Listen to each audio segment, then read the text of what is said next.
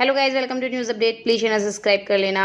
देवोलीना ने शहनाज पर एक बार फिर से साधा है निशाना। क्यों किया है उन्होंने ऐसा? उनका कहना है कि शहनाज जो है वो पीआर का यूज़ करती हैं। जी हाँ, यही बोलना है कि पीआर का यूज़ करके बोट्स खरीदे हुए हैं दूसरे लोगों को ट्रोल कराने के लिए। अब क्या ही कहें। ठीक है, बताते हैं क्या हुआ है। बिग बॉस 16 चल रहा है, लोग शो देखते हैं, उसके बाद अपने फेवरेट के लिए या किसी को क्रिटिसाइज करने के लिए ट्वीट्स करते हैं। देवोलीना भी यही करती हैं। अब हो क्या रहा है, लोग ट्वीट्स करते हैं तो जो ये नए नए बिग बॉस या फैंडम है, इनसे तो लोगों को इंगेजमेंट नहीं मिलती है ना। तो अब क्या है, लोग ढूंढते हैं कुछ ना कुछ। तो कल क्या हुआ ना, देवोलीना ने ट्वीट किया। अब वो ट्वीट था शालीन और टीना के बारे में।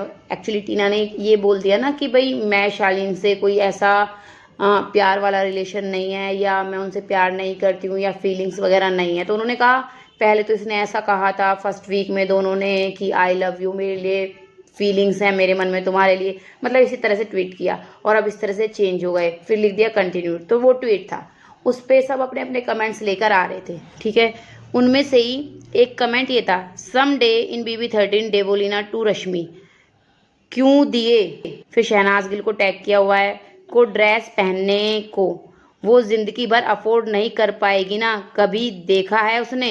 Exactly after 3 years Shehnaaz Gill to the world, hold my mojito, Google the rest. वही अब भाई शहनाज गिल जो हैं, बड़े से बड़ा ब्रांड उनके पीछे है कि शहनाज जो हैं उनके ड्रेसेस को पहन लें। बड़े बड़े डिज़ाइनर हैं, वो चाहते हैं कि शहनाज जो हैं एक बार उनकी डिज़ाइन की हुई ड्रेस को कैरी कर लें।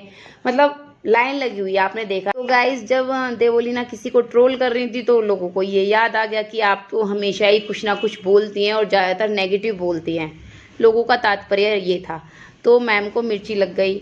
और देखिए, इतने सारे कमेंट्स में से उन्होंने एक ये कमेंट ढूंढ निकाला, या तो वो जानबूझकर करना चाहती थी या उन्हें बुरा लगा। तो वो कहती हैं, चल दिखा ये क्लिप, प्रूव कर।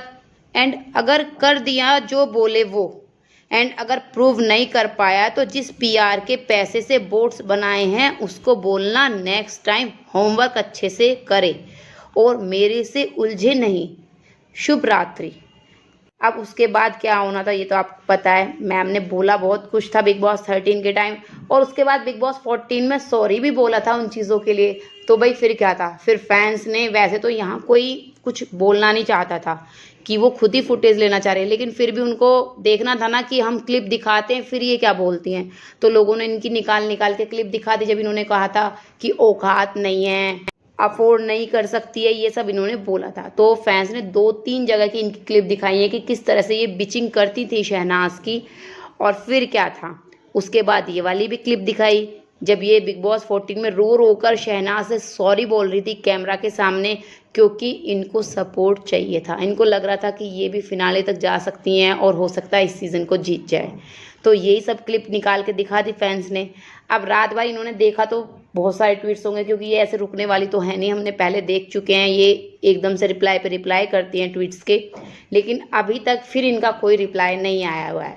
अभी इन्होंने चुप्पी साधी हुई है। देख बात, इन्होंने बोली थी कि जो तुम कहो वो करूँगी, तो फैंस यही कह रहे हैं कि हमें आपसे कुछ नहीं कराना है, आप सीधा ना बस शहनाज के लिए अच्छी विशेस कीजिए, है ना। देखिए, फैंस भी समझदार हो गए हैं। आप लोगों का क्या है कहना, कमेंट करके बताना और चैनल सब्सक्राइब करना ना भूलें। Thank you guys.